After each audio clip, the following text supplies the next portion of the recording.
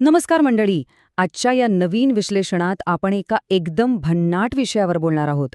दर मिनिटाला हजारो व्हिडिओ इंटरनेटवर अपलोड होतात, पण त्यातला एखादाच व्हिडिओ अचानक लाखो लोकांपर्यंत पोहोचतो, रातोरात व्हायरल होतो. आपण विचार करतो की हा काय योगायोग आहे का? पण तसं अजिबात नाहीये. त्यामागे एक अत्यंत शास्त्रशुद्ध आणि पुन्हा पुन्हा वापरता येणारी सिस्टम असते. आज आपण नक्की हेच पाहणार आहोत की डेटा आणि मानसशास्त्राची अचूक सांगड घालून कंटेंट कसा बनवायचा. आजच्या काळात या डिजिटल गर्दीत स्वतःची ओळख निर्माण करणं हे एक सायन्स बनलंय आणि आपण आज त्याचंच सखोल विश्लेषण करणार आहोत. खूपदा असं होतं ना, आपण जीव तोडून भरपूर वेळ आणि पैसा खर्च करून एकदम भारी एडिटिंग केलेला व्हिडिओ बनवतो आणि तो चालतच नाही. आणि दुसरीकडे एखादा अगदी साधा मोबाईलवर शूट केलेला व्हिडिओ मात्र रातोरात व्हायरल होतो. हा प्रश्न अनेक क्रिएटर्सना पडतो. पण याचं उत्तर कोणत्या चमत्कारात नाहीये, तर ते एका अतिशय विशिष्ट अशा 2 टप्प्यांच्या फॉर्म्युलामध्ये दडलंय. जे यशस्वी क्रिएटर्स आहेत ना, ते याच तंत्राचा वापर करून प्रेक्षकांची नस बरोबर ओळखतात. तर या यशाचे ना 2च मुख्य पिलर्स किंवा आधारस्तंभ आहेत. पहिला म्हणजे टॉपिक डिमांड, म्हणजेच विषयाची मागणी. यामुळे तुम्हाला सुरुवातीचे क्लिक्स मिळतात. यासाठी अचूक संशोधन करणं अत्यंत आवश्यक असतं. आणि दुसरा पिलर म्हणजे व्ह्यूअर रिटेन्शन. एकदा का क्लिक मिळालं की उत्तम स्क्रिप्ट लिहून त्या प्रेक्षकाला व्हिडिओवर खिळून ठेवणं. कारण नुसते क्लिक्स मिळून काहीच उपयोग नसतो. तर तो आलेला प्रेक्षक शेवटपर्यंत टिकवून ठेवणं हे खऱ्या अर्थाने महत्त्वाचं असतं. या दोन्ही गोष्टी जेव्हा एकत्र जुळून येतात तेव्हाच खऱ्या अर्थाने यशाची दारं उघडतात. तर आजच्या या विश्लेषणाची रूपरेषा अशी असेल. आधी आपण मोठी कल्पना कशी शोधायची ते पाहू. मग गुगल ट्रेंड्सचा वापर, यूट्यूब रिसर्च टॅब, कीवर्ड्सवर नजर कशी ठेवायची ते बघू आणि शेवटी BNS पद्धत आणि रिटेन्शन स्ट्रक्चर समजून घेऊ. सुरुवात करूया पहिल्या स्टेपपासून, द बिग आयडिया, म्हणजेच मोठी कल्पना शोधणे. कोणत्याही यशस्वी प्रवासाचा हा पहिला टप्पा पूर्णपणे डेटावर आधारित असतो. व्हायरल होण्याचं रहस्य फक्त कल्पकतेमध्ये किंवा मला असं वाटतंय या अंदाजामध्ये नाहीये, तर ते सर्च डेटामध्ये लपलेलं आहे. कॅमेरा चालू करून रेकॉर्डिंग सुरू करण्यापूर्वी लोक नक्की काय शोधत आहेत याची डेटाच्या मदतीने खात्री करणं सर्वात आधी गरजेचं आहे. केवळ स्वतःच्या अंदाजावर आधारित कंटेंट बनवणं म्हणजे डोळ्यावर पट्टी बांधून बाण मारण्यासारखं आहे. म्हणूनच इथं संशोधनाला अनन्यसाधारण महत्त्व आहे. दुसरी स्टेप, गुगल ट्रेंड्सचा अचूक वापर. आता गुगल ट्रेंड्स योग्य प्रकारे कसं वापरायचं हे समजून घेणं खूप महत्त्वाचं आहे. सर्वात आधी तुमचा सर्च शब्द तिथे टाका. त्यानंतर देश आणि वेळेनुसार फिल्टर लावा. आता इथे एक एकदम महत्त्वाची गोष्ट म्हणजे यूट्यूब सर्च हा पर्याय निवडायला अजिबात विसरू नका. कारण लोक गुगलवर जे शोधतात आणि यूट्यूबवर जे शोधतात त्यात खूप फरक असतो. आणि शेवटी रायझिंग सर्चेस तपासा. यामुळे होतं काय, तर नजीकच्या भविष्यात लोक कोणत्या विषयांकडे आकर्षित होणार आहेत याचा तुम्हाला अचूक अंदाज मिळतो. एखादा ट्रेंड शिखरावर पोहोचण्यापूर्वीच तुम्हाला त्यावर काम करता येतं. वळूया तिसऱ्या स्टेपकडे, यूट्यूबच्या इनबिल्ट रिसर्च टॅबचा वापर. यूट्यूब स्टुडिओमध्ये असलेलं रिसर्च टॅब हे एक अत्यंत प्रभावी हत्यार आहे. तुमचा विषय टाकून जेव्हा तुम्ही योर व्ह्यूअर्स सर्चेसवर फिल्टर लावता तेव्हा तुमचे स्वतःचे प्रेक्षक सध्या दुसऱ्या चॅनल्सवर काय शोधत आहेत हे अगदी स्पष्ट होतं. त्यानंतर तिथे कंटेंट गॅप्स शोधून या भारी कल्पना तुम्ही एका रिसर्च प्लेलिस्टमध्ये सेव्ह करून ठेवू शकता. जर तुम्ही डेस्कटॉप व्हर्जन वापरत असाल ना, तर किती लोक तो विशिष्ट विषय शोधत आहेत याची नेमकी आकडेवारी पण पाहायला मिळते. आता तुम्ही विचार कराल, हे कंटेंट गॅप म्हणजे नक्की काय?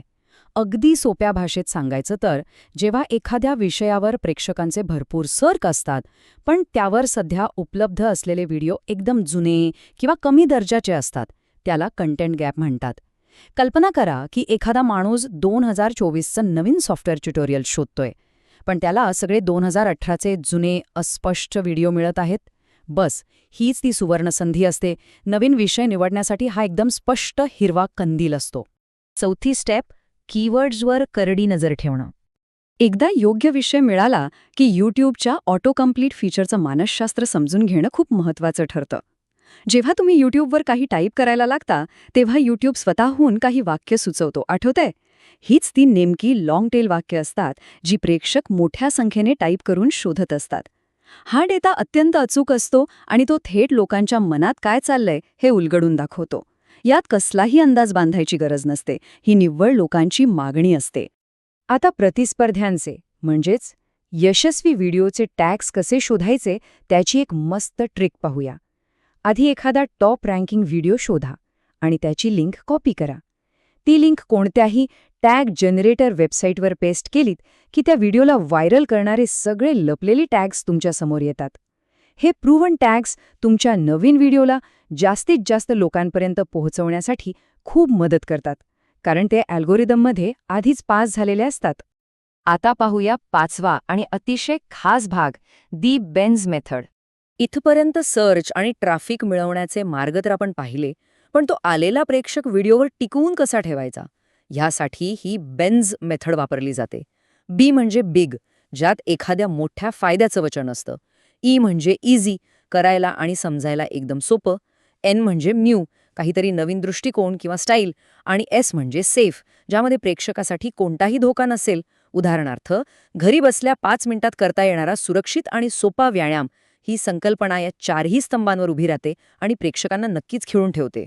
पण 1 मिनिट, हा फॉर्म्युला नक्की कुठे चालतो?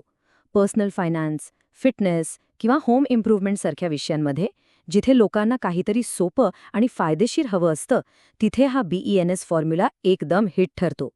मात्र ट्रू क्राईम किंवा मूव्ही रिव्ह्यूज सारख्या विषयांमध्ये, जिथे फक्त कथा सांगण्यावर आणि सस्पेन्सवर भर असतो, तिथे हा विशिष्ट फॉर्म्युला तितकासा लागू होत नाही. म्हणूनच आपल्या विषयाची गरज काय आहे हे ओळखणं सगळ्यात महत्त्वाचं आहे. 6वी आणि शेवटची स्टेप, स्ट्रक्चरिंग फॉर रिटेन्शन. प्रेक्षकांना बांधून ठेवणारी रचना. बघा, एका यशस्वी व्हिडिओचा पूर्ण कालक्रम हा मनोवैज्ञानिकदृष्ट्या खूप काळजीपूर्वक आखलेला असतो. 0 सेकंदाला तुमचं टायटल आणि थंबनेलचं पॅकेजिंग असतं. 5व्या सेकंदाला हुक प्रॉपर. 30व्या सेकंदाला सेटअप. त्यानंतर मध्येच प्रेक्षकांचं लक्ष पुन्हा वेधून घेण्यासाठी 4थ्या मिनिटाला लूप टाकला जातो. त्यानंतर रेपिटिशन आणि शेवटी 9.5 मिनिटाला एंड स्क्रीन. लोक कधी बोर होऊ शकतात आणि त्यांना पुन्हा कसं गुंतवायचं याचा हा एक परफेक्ट नकाशाच आहे. व्हिडिओ सुरू होताच प्रेक्षकांना कसं पकडायचं यासाठी हे 3 प्रकारचे हुक खूपच भारी काम करतात. एक तर एखादा अनुत्तरित प्रश्न विचारा, किंवा थेट कथेच्या मधूनच बोलायला सुरुवात करा, किंवा एखादं धक्कादायक विधान करा, जसं की पैसे वाचवण्याबद्दलचे आपले आजवरचे सगळे समज पूर्णपणे चुकीचे आहेत, असं वाक्य तुम्ही सुरुवातीलाच ऐकलं तर उत्सुकता वाढते ना. हा हुक टायटलनंतर लगेचच आला पाहिजे. आता व्हिडिओच्या मध्यभागी जेव्हा लक्ष विचलित होण्याची सर्वात जास्त शक्यता असते, तेव्हा हा लूप उपयोगी पडतो. या एका ऐतिहासिक वाक्याचा विचार करा. जॉर्ज वॉशिंग्टनबद्दल अनेक सत्य सांगितली जात नाहीत आणि मग येतात काही फॅक्ट्स. हे ऐकल्यावर वाटतं ना, अरे नक्की काय आहे हे? हे विधान एक छोटं रहस्य निर्माण करतं. यामुळे तो कंटाळा दूर होतो आणि प्रेक्षकाचे लक्ष पुन्हा स्क्रीनकडे ओढले जाते. आणि आता एंड स्क्रीनचा एक एकदम कडक नियम. व्हिडिओच्या शेवटी कधीही पाहिल्याबद्दल धन्यवाद किंवा थँक्स फॉर वॉचिंग असं म्हणू नका. असं म्हणणं म्हणजे तुम्हीच प्रेक्षकाला व्हिडिओ बंद करण्याचा सिग्नल देत आहात. त्याऐवजी नेहमी एक शेवटचा हुक वापरावा.